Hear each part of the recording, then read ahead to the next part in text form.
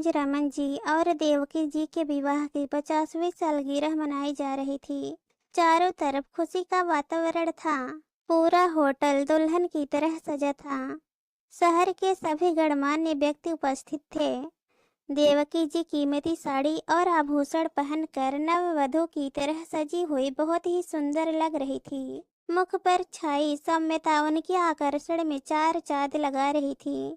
हर कोई आकर उन्हें बधाई दे रहा था और उनके भाग्य को सराह रहा था कि ये कितने किस्मत की धनी है।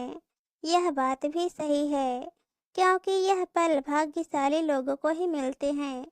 हर कोई आकर उन्हें बधाई दे रहा था और कह रहा था कि आप कितने भाग्यशाली हैं जो आपके ऐसे बेटे और बहुएं मिले।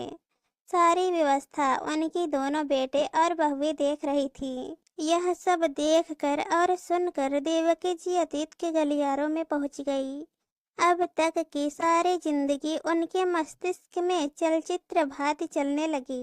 कैसे निम्न मध्यम वर्गीय परिवार की जन्मी वह बेटी थी, जिसे जन्म के समय ही मां को खो देने के कारण उन्हें भाग्यहीन माना जाता था। उन्हें हर शुभ कार्य से दूर रखा जाता था।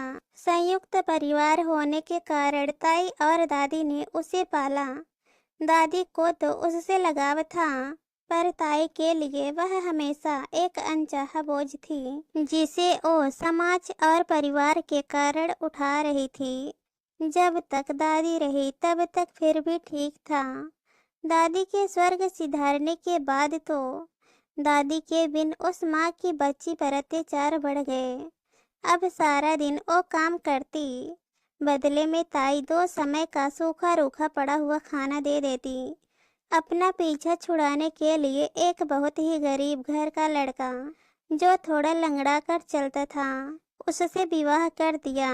देवकी जी के पति रमन जी के पास 2 बिघा बंजर जमीन थी। उपजाऊ जमीन न होने के कारण वो दूसरों के खेतों में काम करते थे। रमन जी बहुत ही मेहनती थे। देवकी जी बहुत ही समझदारी से अपनी गृहस्थी चलाती थी। कभी कभी कम आमदनी होने के कारण उन्हें भर पेट खाना भी नहीं मिलता था। पर कहते हैं ना कि भगवान के घर में देर है अंधेर नहीं है। रमन जी की बंजर जमीन पड़ी थी और सरकार ने बिजली घर बनाने के लिए 10 गुना ज्यादा दाम पर खरीद ली। मेहनती तो रमन जी थे ही। उन्होंने अपना खुद का छोटा सा व्यवसाय आरंभ कर दिया। धीरे धीरे उनका व्यवसाय बढ़ने लगा। गृहस्थी भी बढ़ी। 2 प्यारे प्यारे बच्चे भी हो गए। बच्चे बड़े हो गए। उन्होंने अपने पिता का कारोबार में हाथ बढ़ाना आरंभ कर दिया। पिता और पुत्रों ने मिलकर कारोबार को इतना बढ़ा दिया कि अब रमन जी की गिनती शहर के धनी व्यक्तियों में होने लगी।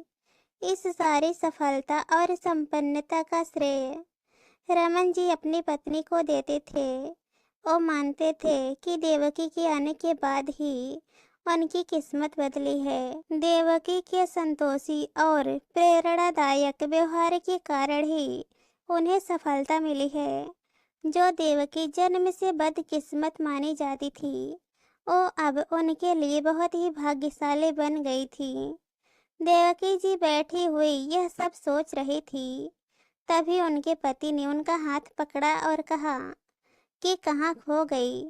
देवकी जी वर्तमान में वापस आई और पति की तरफ भीगी आंखों से देखा। उन्होंने भगवान को ऐसा पति और बच्चे देने के लिए धन्यवाद दिया। दोस्तों, इस कहानी पर आप लोगों की क्या राय है कमेंट में जरूर बताना, और अगर कहानी पसंद आए तो हमारे चैनल को सब्सक्राइब कर देना। कहानी सुनने के लिए बहुत बहुत धन्यवाद।